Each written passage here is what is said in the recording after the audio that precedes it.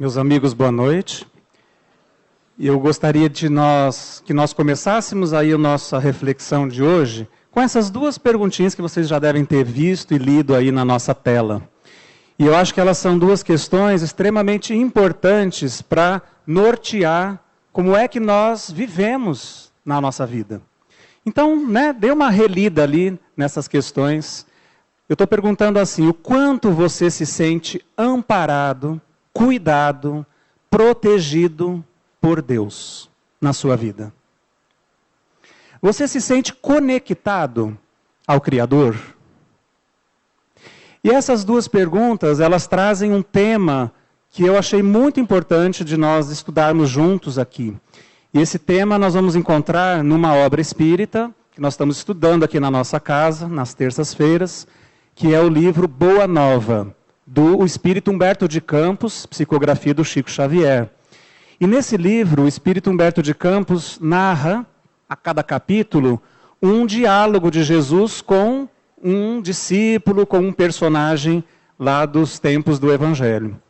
E nos capítulos que nós estamos estudando, a gente encontrou essa bela reflexão, e eu achei que valeria a pena nós trazermos aqui para a gente estudar juntos. Porque a maneira como nós respondermos essas questões vai ditar qual é o nosso nível, qual é o nosso grau de conexão com Deus. Porque se a gente não se sentir conectado ao nosso próprio Criador, a Deus que é o Criador de todas as coisas, do universo, de todos os seres e de tudo que nós conhecemos, nós teremos um tipo de comportamento, um tipo de visão na nossa vida.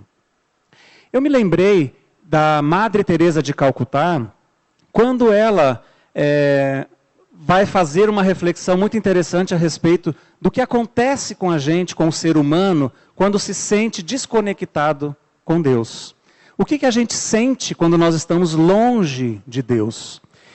Essa sensação que muitos de nós podemos experimentar sem saber explicar ao certo, uma sensação de solidão, mesmo no meio de muitas pessoas, mesmo no meio até das pessoas que nós amamos. Então não é exatamente uma falta de ter pessoas que nos amem aqui, mas é algo interno da nossa estrutura psíquica, de nos sentirmos sós ainda assim, de não nos sentirmos amados de verdade, não é? Apesar, digo para vocês, de termos pessoas a quem a gente quer bem e pessoas que afirmam que gostam da gente, mas no fundo, bem lá no fundo, que vocês vão saber o que eu estou dizendo, nós experimentamos em alguns momentos essa sensação de desamparo, de não sentir que somos queridos e amados por alguém.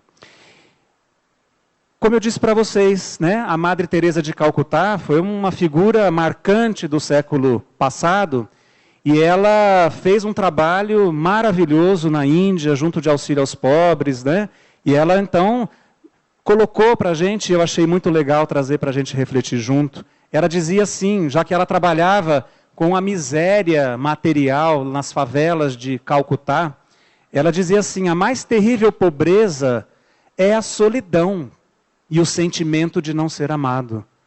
Porque muitas vezes o indivíduo até pode estar vivendo em meio a uma privação material, de subsistência inclusive, e o indivíduo de alguma forma experimentar, em alguns momentos da sua vida, que ele não está sozinho. Se ele tiver dentro de si essa possibilidade de fazer a conexão com Deus.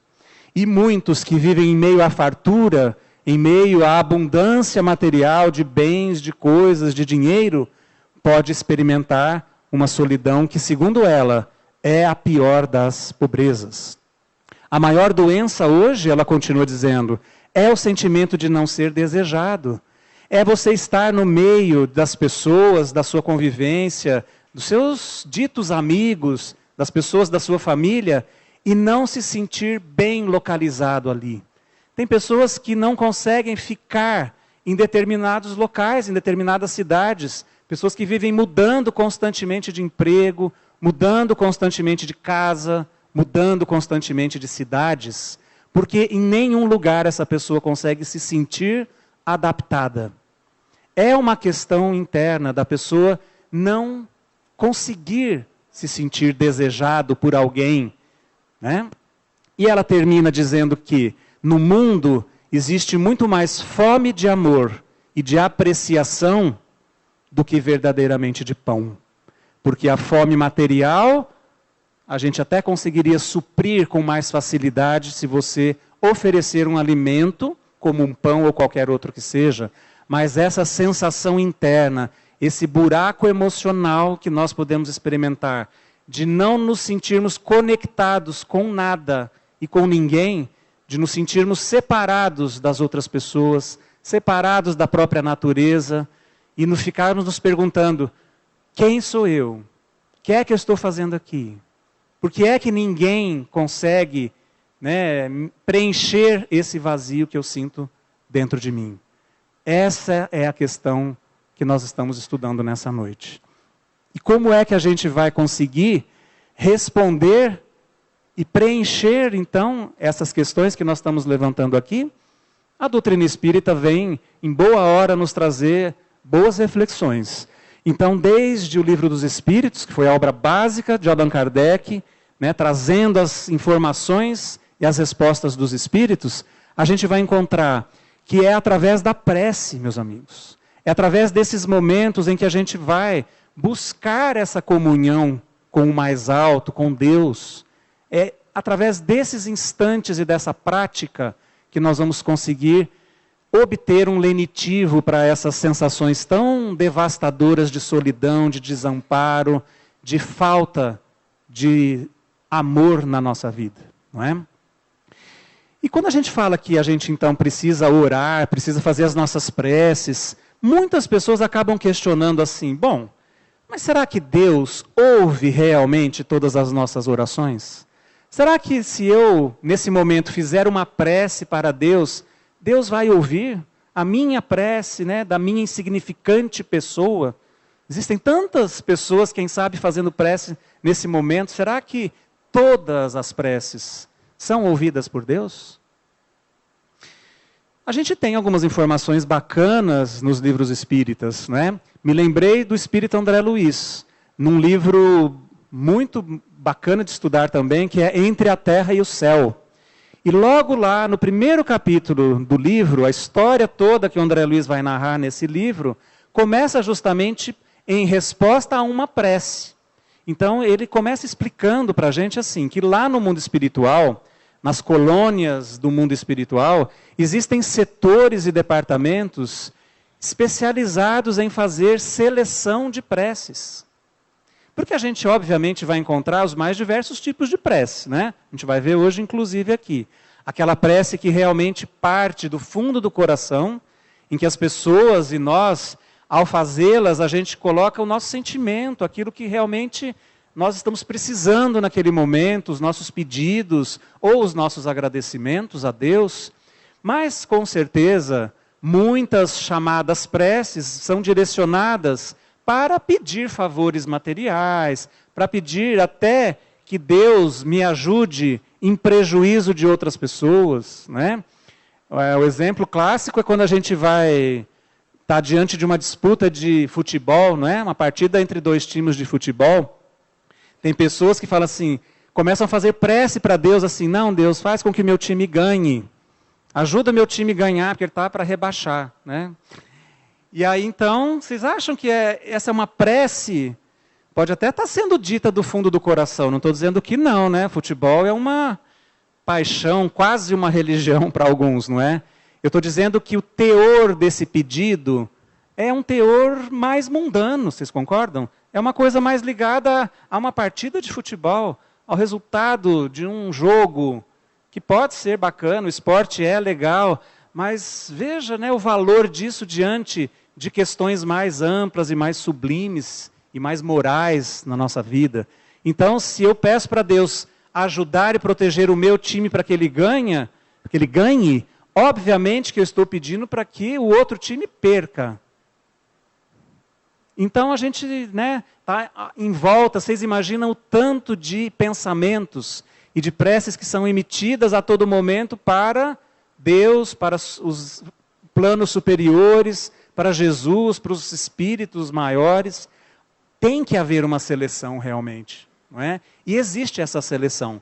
Verdadeiros institutos locais lá, realmente direcionados para atender esse tipo de pedido.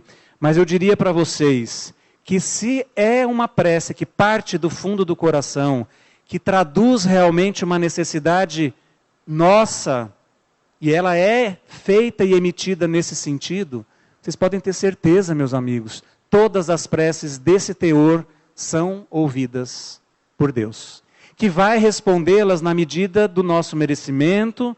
As respostas muitas vezes vêm de uma forma que a gente não imagina, que a gente não espera, mas com certeza essas preces serão atendidas. Através dos mensageiros, que são os espíritos trabalhadores no mundo espiritual, em atendimento àquilo que nós precisarmos. Eu costumo dizer assim, que se você ora para Deus pedindo, por exemplo, por paciência, então você está atravessando uma situação meio complicada na sua vida, né? E você fala, não, Deus, me dê paciência, porque eu preciso dessa paciência para continuar vivendo aqui. A coisa não está fácil. Qual será a resposta a um pedido desse tipo? Não imaginem, meus amigos, que em algum momento lá, amanhã de manhã, alguém vai bater na nossa porta, toque, toque, e a gente vai abrir a porta e tem alguém entregando uma caixa com um ramalhete de flores, dizendo assim, aqui está a paciência que você pediu. A resposta para esse tipo de prece provavelmente será como? Nós seremos colocados sim diante das situações em que nós precisamos aprender a desenvolver a paciência. As coisas não caem prontas do céu em resposta às nossas necessidades. Se eu preciso ser mais paciente e aprender essa lição, a resposta de Deus, do mundo espiritual, provavelmente será me colocar em situações que eu preciso exercitar a paciência, e talvez eu já esteja diante delas, mas eu vou receber então a ajuda para passar bem por elas, para aprender de verdade essa lição. A paciência não vai chegar pronta como uma resposta de Deus a esse meu pedido. Então a gente tem que saber também, ao fazermos as nossas preces, abrir a nossa mente para entender as respostas, não é? Mas a verdade é que todas as nossas orações serão atendidas. O Livro dos Espíritos, como eu disse para vocês, é uma obra básica e fundamental da doutrina espírita. Num determinado momento, quando estuda as leis morais, aborda essa questão da prece na lei de adoração. E lá os espíritos informaram para Kardec assim, que todos nós, seres humanos, criaturas criadas por Deus, temos instintivamente, é inato em nós, essa predisposição de elevar o nosso pensamento em prece. Não é algo aprendido, porque algumas pessoas, os críticos da religião, de determinadas teorias sociais, eles dizem que a religião é uma forma de manipulação do povo, e eu acredito que eles têm uma dose de razão, mas a crítica chega a tal ponto em dizer assim, que então todas as questões religiosas, elas são impostas às pessoas, elas são recebidas na educação. Então a gente aprende a orar, a elevar o pensamento para Deus, porque nós fomos ensinados assim.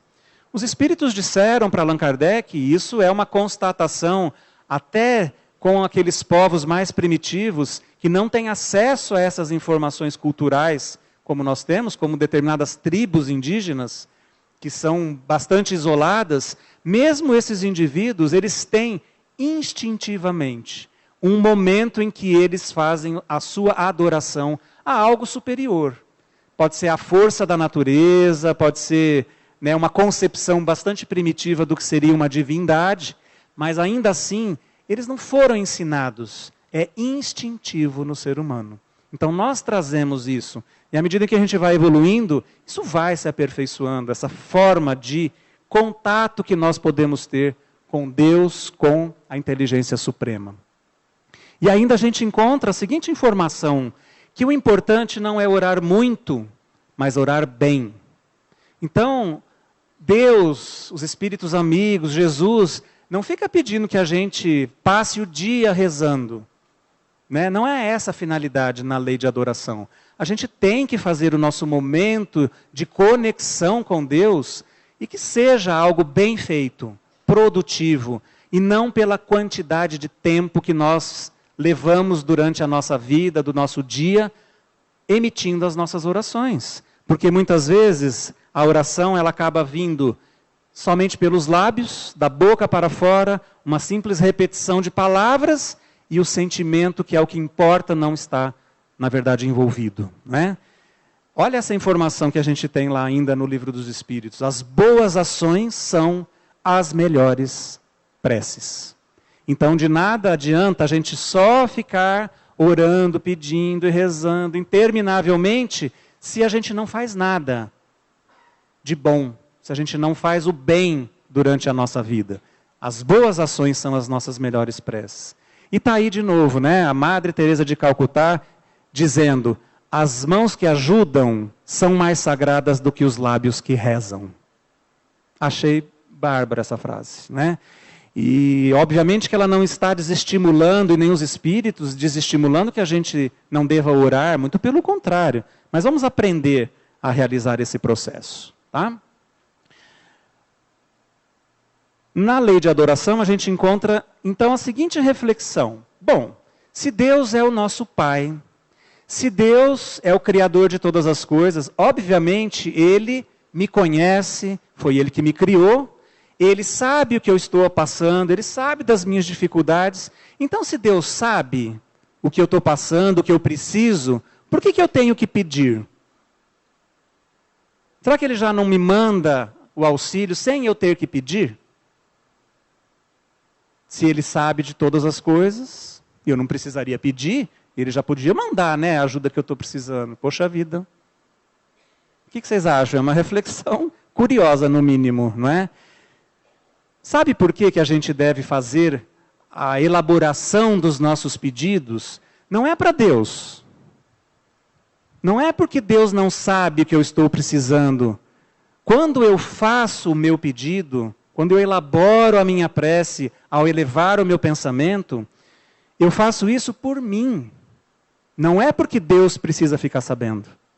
Os Espíritos disseram assim, que a prece tem que ser um estudo de nós mesmos, e não uma mera repetição de palavras. Então, quando eu vou fazer a minha prece, e nesse momento eu vou pedir por uma necessidade que eu estou atravessando, eu tenho que organizar isso na minha mente.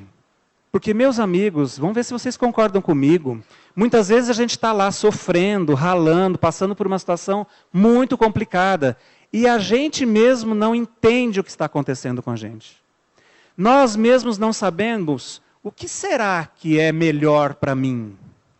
No momento da prece, onde a gente vai então fazer esse nosso pedido a Deus, é o momento da gente colocar as coisas em ordem na nossa cabeça. É o momento em que eu vou avaliar realmente o que eu estou sentindo, o que eu estou precisando, e aí elaborar esse pedido. Isso é um trabalho de autoconhecimento. A prece, ela é um recurso para a gente se conhecer mais, avaliar o que nós estamos passando, saber das nossas necessidades, e então fazer os nossos pedidos a Deus. Mas Humberto de Campos, né, trouxe essa frase no livro que eu citei para vocês, o Boa Nova. Ele diz assim: os homens não se lembram do céu, senão nos dias de incerteza e angústia do coração. Eu achei um belo puxão de orelha para todos nós, porque, vocês concordam? Quando está tudo bem, né, quando as coisas vão indo super bem, financeiramente, emocionalmente na nossa vida, eu tenho certeza que a maioria de nós esquece de Deus. Ah, está tudo bem, vamos curtir a vida, vamos aproveitar esses momentos aqui em que está tudo dando muito certo. Quando as coisas começam a não ir tão bem, em qualquer aspecto que seja, aí a gente lembra de pedir. A gente lembra que nós estamos aqui, que a coisa não está fácil. Eu preciso de ajuda de Deus, dos amigos espirituais. Aí eu me lembro de tudo isso, lembro de fazer a minha prece. Lembro do céu, como diz ali. Não sei se vocês vão conseguir enxergar esse desenhinho, né, que não estava numa imagem de muito boa definição, mas ali tem 3 filas. Uma fila está aqui, né, mais à esquerda de vocês, pessoas que pedem pelas bênçãos materiais.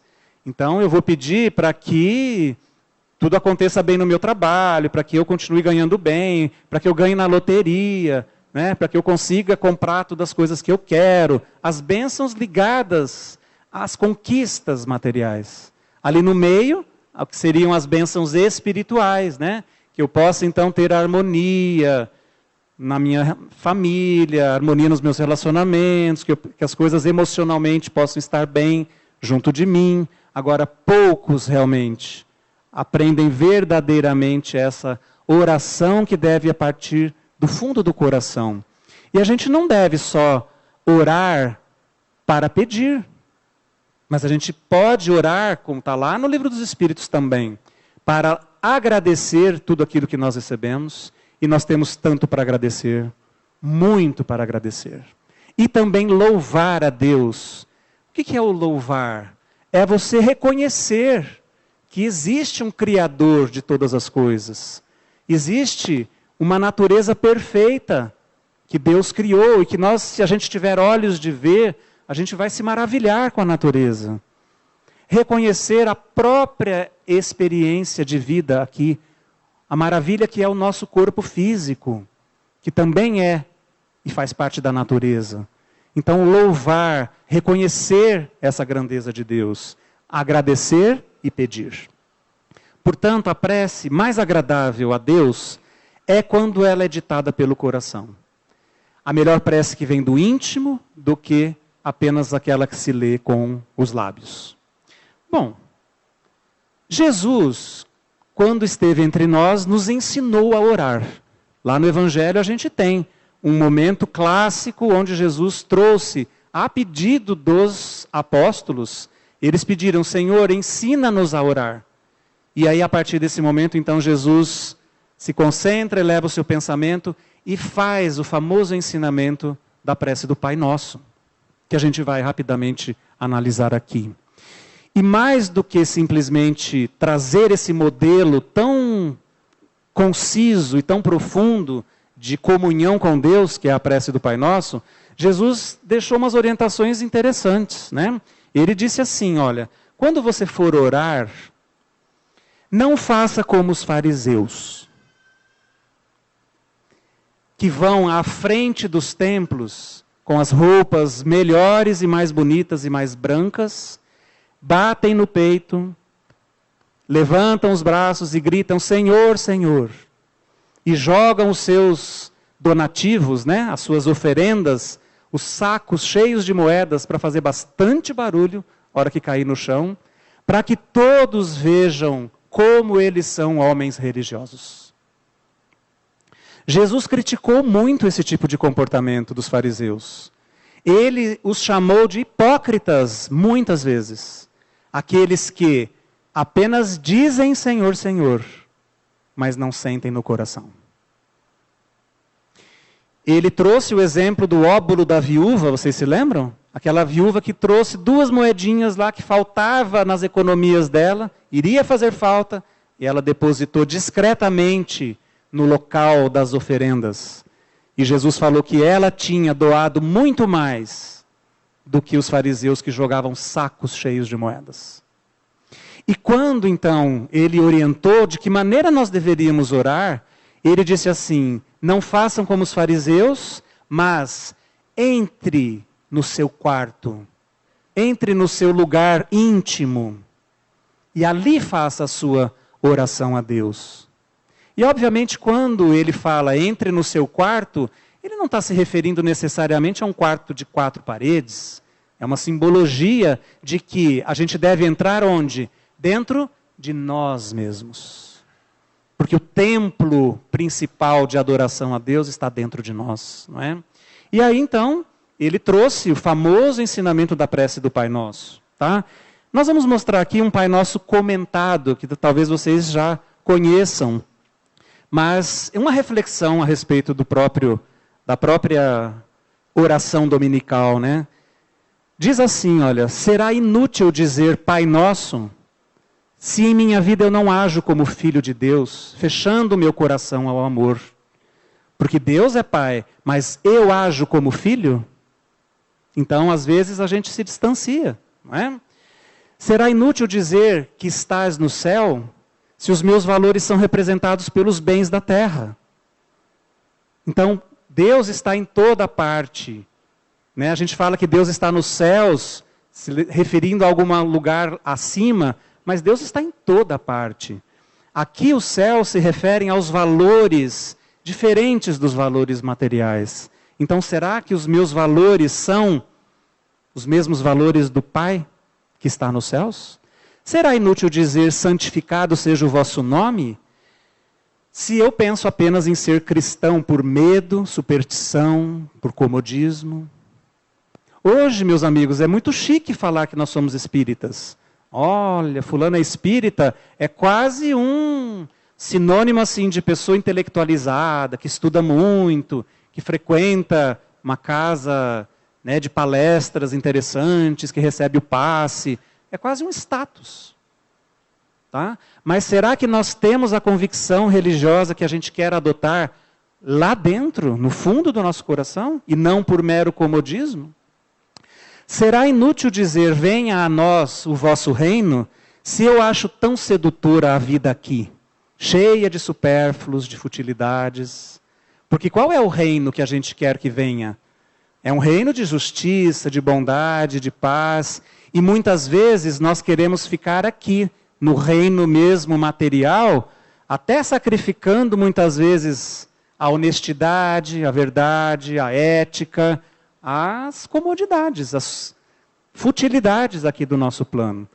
Não que a gente não deva viver a vida material naturalmente, claro que sim, mas vocês estão entendendo o que eu estou dizendo, né? Muitas vezes a gente quer mais e mais, e por muitos momentos a gente às vezes pode se desviar desse caminho. Será inútil dizer, seja feita a vossa vontade, assim na terra como no céu, se no fundo o que eu quero mesmo é que todos os meus desejos se realizem. Nós vamos detalhar um pouquinho ainda essa história de que a comunhão com Deus é também aceitar a vontade de Deus e não querer que só os meus desejos se realizem. Será inútil dizer, o pão nosso de cada dia nos dai hoje, se eu prefiro acumular riquezas, desprezando os meus irmãos que passam fome? O pão nosso de cada dia é o da subsistência, né? É o de eu conseguir ter com que me sustentar aqui. Obviamente que a gente pode ter direito às possibilidades que a vida nos oferece, mas eu também tenho que estar atento às necessidades das outras pessoas. Então, será que eu só quero para mim e cada vez mais eu vou ter muito mais do que o pão nosso de cada dia? Talvez, mesmo vendo a falta dos outros, né? E será inútil dizer, perdoai as nossas ofensas, se eu não me importo em continuar ferindo, em praticar a injustiça, em oprimir e magoar aos que atravessam o meu caminho. Então, na prece eu digo, Pai, perdoa as minhas dívidas, as minhas ofensas, mas eu continuo ofendendo. Eu continuo trilhando um caminho de ferir as pessoas, de praticar injustiças. A gente tem que fazer uma reflexão, né? Pai Nosso exige isso. Será inútil dizer, não nos deixes cair em tentação, se eu ainda escolho sempre o caminho mais fácil, que nem sempre é o caminho do Cristo. Então eu quero não cair em tentação. As tentações não estão lá fora, elas estão dentro de nós. E a escolha de que caminho eu vou seguir na minha vida, eu é que faço. Né? Então não me deixes cair em tentação, as minhas tentações. Que eu saiba escolher bem. E também será inútil dizer, livrai-nos do mal, se por minha vontade eu procuro os prazeres materiais e tudo o que é proibido me seduz. É basicamente a mesma coisa, não é? Se eu quero continuar seguindo as coisas que muitas vezes podem ser consideradas como um mal, e eu peço para me livrar do mal, o mal está dentro de nós. E finalmente, será inútil dizer assim, seja, se, sabendo que eu sou assim, continuo me omitindo e nada faço para me modificar. Então, o Pai Nosso realmente é um modelo perfeito de oração, desde que ele seja refletido. desde que ele seja pensado e não dito apenas mecanicamente através dos nossos lábios. Eu coloquei para vocês, né, que cada criatura tem um santuário dentro de si mesmo, onde a sabedoria e o amor de Deus se manifestam. Através do quê? Das vozes da nossa consciência. Então tudo o que nós precisamos está dentro de nós. O santuário está dentro de nós. Todas as respostas estão dentro de nós, se a gente souber ouvir a voz da nossa consciência. Isso aqui é bacana, né? Porque quando a gente faz uma prece, pedindo para Deus satisfazer os nossos desejos, os nossos caprichos, quando a gente termina essa prece, a gente também não sai muito legal da prece. A gente vai sair meio inquieto, até meio desalentado, porque no fundo a consciência nossa sabe que eu estou fazendo um pedido meramente material, para uma satisfação ali, daquele momento, de um desejo que nem sei lá se é tão importante assim, não é? Agora, quando a gente faz aquela prece sentida, pedindo realmente as bênçãos de Deus, tentando compreender a vontade justa e sábia de Deus a esse respeito, a essa situação, eu vou receber os bens divinos do consolo e da paz. Eu vou me sentir bem. A resposta já acontece imediatamente dentro de mim. E é isso, meus amigos. A gente tem que fazer as nossas preces com confiança, com fé, não é? Mas principalmente buscando entregar as questões à vontade de Deus. Porque podem ter certeza, Deus sabe muito melhor quais são as melhores questões, as melhores coisas que devem acontecer na nossa vida. A gente precisa colocar acima da confiança e da fé a certeza de que os desígnios de Deus são mais sábios do que os nossos próprios caprichos. Às vezes a gente fica exigindo que Deus satisfaça os nossos caprichos. Será que isso é o melhor? E aí a gente acha que Deus não está atendendo às nossas preces, né? Será que eu estou sabendo realmente entregar determinadas situações à vontade de Deus? Porque a gente não tem controle sobre tudo. Se alguma pessoa está extremamente doente na nossa família e a situação aponta para uma possível desencarnação, como deveria ser a nossa prece? Provavelmente a gente oraria a Deus dizendo: não, Senhor, cure essa pessoa, salve essa pessoa, né? Alivia para que ela volte à nossa convivência. E a gente não sabe se isso é o melhor para ela. Não que a gente tenha que pedir para ela desencarnar logo, vai logo, pelo amor de Deus, né? Mas é nesse momento em que a gente tem que orar pedindo para que Deus faça um melhor.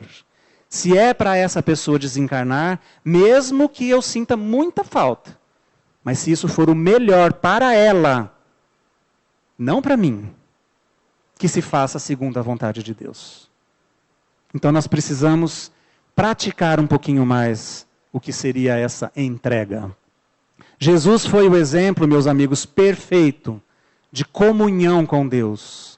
A todo momento Jesus se retirava do convívio das pessoas, se recolhia intimamente, ia para o deserto, ia para os montes, fazer as suas reflexões, as suas meditações, as suas preces. Estar em comunhão com o Pai.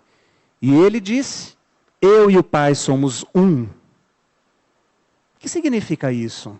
Que Jesus estava totalmente conectado com a vontade de Deus. Ele sabia o que deveria fazer aqui, qual era a missão de vida dele, o que Deus esperava dele. E ele cumpriu fielmente, então, esses desígnios, se entregou à vontade do Pai. Essa é a verdadeira conexão, não é? Acho que a gente poderia valorizar bastante os instantes que nós estamos aqui na Casa Espírita, porque, como a gente viu o Abilinho dizendo na prece, quando nós estamos aqui, meus amigos, pode ser muito mais fácil da gente conseguir essa conexão. Realmente, lá fora, o mundo é bastante agitado, as coisas não são tão fáceis mesmo. Mas, em nenhum momento, a gente está dizendo que só dentro de uma casa religiosa, qualquer que seja ela, você pode se conectar com Deus. Se Deus está em todo lugar, inclusive dentro de cada um de nós, nós podemos conseguir essa conexão em qualquer lugar. Mas aqui, vocês já perceberam, a gente pode ter muito mais facilidade. Então, seria muito bacana que a gente pudesse aproveitar as oportunidades quando estamos aqui. Quando nós chegamos na casa espírita, é o momento de você entrar para dentro de si mesmo e tentar acessar essa conexão. Não através das conversas. A gente tem momento para tudo. Não é? A partir do momento em que a gente entrou aqui, sentou no nosso salão, comece já a fazer o seu silêncio exterior e interior. Aproveite isso.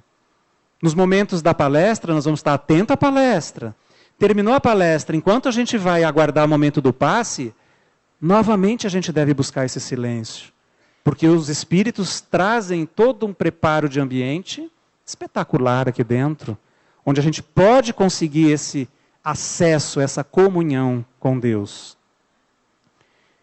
E é esse o convite, então, que a gente faz para a noite de hoje. Para que a gente possa orar, sabendo de tudo, de todos esses detalhes, de todas essas informações. E, acima de tudo, busque o seu sentimento. Ao fazer as suas preces, sinta o que você está querendo falar para Deus. Sinta o que você está querendo agradecer de verdade. Não é assim, obrigado, Deus, pela vida, né? Agradeça de coração. Tudo que for rolar na sua prece, na sua comunicação com Deus, tem que vir de dentro de você. Eu espero que a gente possa aproveitar essa bela lição do Espírito Humberto de Campos e de tantos outros espíritos que trazem, né, essa reflexão também. Para quem tiver um interesse em fazer uma leitura um pouquinho mais detalhada sobre esse assunto, a minha sugestão hoje é ler um livro do espírito Joana de Ângeles, psicografia do Divaldo Pereira Franco, que se chama Entrega-te a Deus. É um belo livro. Joana de Ângeles, em vários momentos, chama a nossa atenção para tudo isso que nós estudamos juntos aqui.